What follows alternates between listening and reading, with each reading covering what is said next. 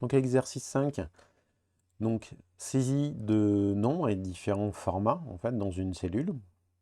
Donc là ici pour taper un nombre, je vais tout simplement mettre par exemple 313. Quand je saisis 313, je vois que je n'ai pas un nombre mais des heures qui apparaissent. Et bien tout simplement, il me suffit de sélectionner ici nombre pour bien le mettre au format nombre. Là ici j'ai bien le chiffre qui apparaît. Je peux supprimer des décimales ou bien en rajouter. Donc là, je vais tout simplement mettre 313. Ensuite, format date. Si je mets la date du jour, donc là, je vais mettre par exemple 23/03 2021. Je valide entrée. J'ai bien ma date qui apparaît correctement. J'ai bien ici au format date. Donc il a détecté automatiquement le format et appliqué le format adapté. Là ici, si je change, je mets date longue pour voir. Eh bien, j'ai bien une date longue complète qui apparaît. Si je veux avoir plus d'options, je peux aller dans autre format et ici choisir eh bien, un autre format de date. Je repasse en date courte. Donc là, vous voyez, je peux réduire à nouveau ma largeur de colonne comme on l'a vu tout à l'heure.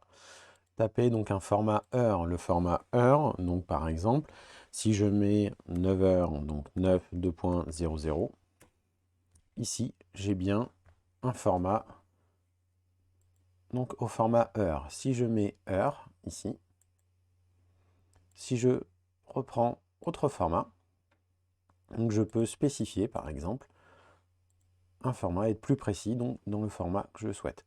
Si je veux juste 13 heures, voilà, j'ai bien 9 heures qui apparaît comme ceci. Sinon j'ai les heures, minutes et secondes. Pour taper au format pourcentage, alors attention, pour saisir au format pourcentage, donc je peux choisir ici pourcentage, ou bien ici, donc là, hein, attention, c'est pour les formats monétaires. Donc là, ici, au format pourcentage, et ensuite, j'applique mon... Je saisis, pardon. Je saisis, donc là, par exemple, 20%. Donc là, par contre, je constate qu'il a multiplié par 100, ce qui n'est pas normal, puisque j'ai bien spécifié mon format, donc pourcentage, avant même de saisir. Donc là, je mets bien là, je ressaisis mon élément. C'est peut-être une petite erreur rapide. Non, bon, c'est pas normal du tout. Si je supprime, alors je ne vois pas, ça peut être un bug, mais en... Alors, si je repasse en nombre, j'ai bien 20. Ici, si je repasse, donc ici, en pourcentage, alors, là, ici, au niveau du tableur, donc en fait, Excel en ligne, il faut saisir directement 0,2 pour avoir la 0,2, il me l'a bien pris. Si je mets 2, il me le met bien. Si je mets 20, ici, vous voyez, si je mets, je saisis. Si je saisis dans la cellule, j'ai 200%, donc il le multiplie par 100. Donc je suis obligé de mettre ici, dans la barre de calcul, 20. Ah,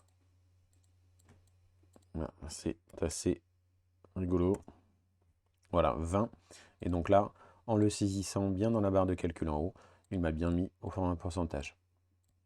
Donc prenez l'habitude, quand on saisit au format pourcentage, c'est de, par exemple, sélectionner la totalité d'une colonne, d'appliquer le format pourcentage, et ensuite de saisir les valeurs. Là, par exemple, si je mets 10, là, il a multiplié.